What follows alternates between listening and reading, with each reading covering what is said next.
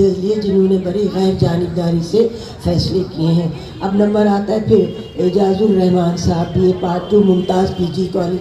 ایک بات بتا دوں آپ کو کہ ہمارے بیچ میں اسلامیہ کی بھی آئی ہیں لڑکیاں اسٹوڈنٹس اور ان کی ٹیچر بھی. سب کے افسانوں میں آدھے نمبر کا فرق ہے. اس کا مطلب ہے جیتنے والے سبھی ہیں, صرف آدھے. یہ دیکھیے 9, 8.5, 7.5, 7 اس طرح سے. تو یہ اس کا مطلب ہے کہ سبھی جیت گئے. جی اعجاز. بسم اللہ الرحمن الرحیم. السلام علیکم. میں اعجاز الرحمان, اسٹوڈنٹ ممتاز PG کالج ہدایت نگر ڈالی گنج لکھنؤ. افسانہ کا عنوان ہے تیری یادوں سے نکلوں تو زمانہ دیکھوں.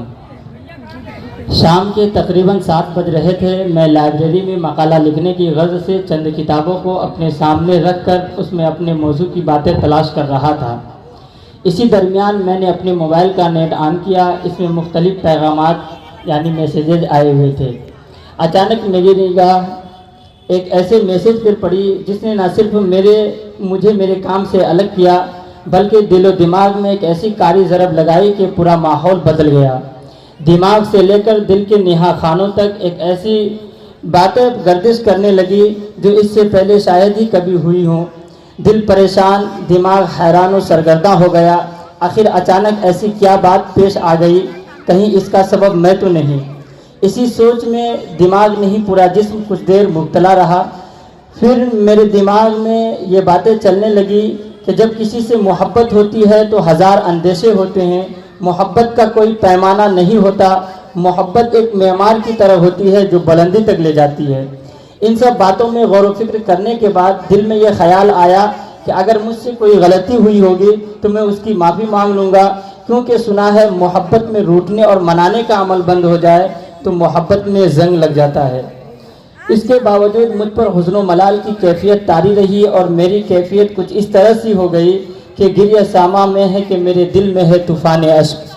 اگرچہ ہمارا تعلق بہت گہرا نہیں, لیکن اس مختصر سی دوستی و رفاقت قلب و دماغ کے صفحات پر بہت ساری خوشگوار یادیں اور باتیں نقش کر دی ہیں اور دل میں ایک دوسرے کے لیے انسیت و محبت اور قلبی تعلق پیدا کر دیا ہے.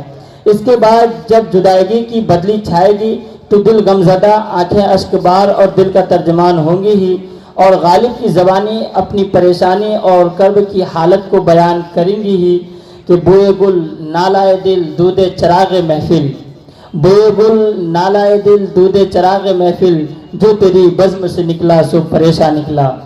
دل, دماغ, جگر, جسم, ان سب کی پریشان کن کیفیات کے بعد میں نے یہ طے کر لیا تھا کہ میں ان سے کہوں گا کہ اس جہان رنگ و بو میں آپ کے گنگانے والے لاکھوں اور کروڑوں کی تعداد میں ہیں, لیکن یہ سب کے سب کبھی نہ کبھی آپ سے اپنی بیزاری کا اعلان کر دیں گے.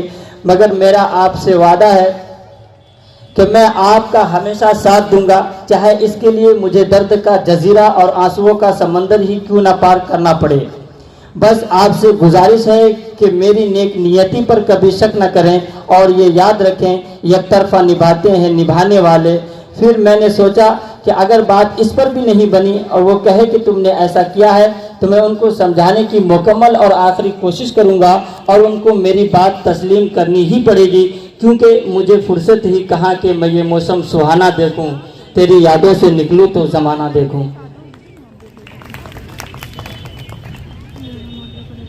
کیا وفاداری ہے بھائی, اللہ سلامت رکھے. ہماری نیک خواہشات ساتھ میں ہیں.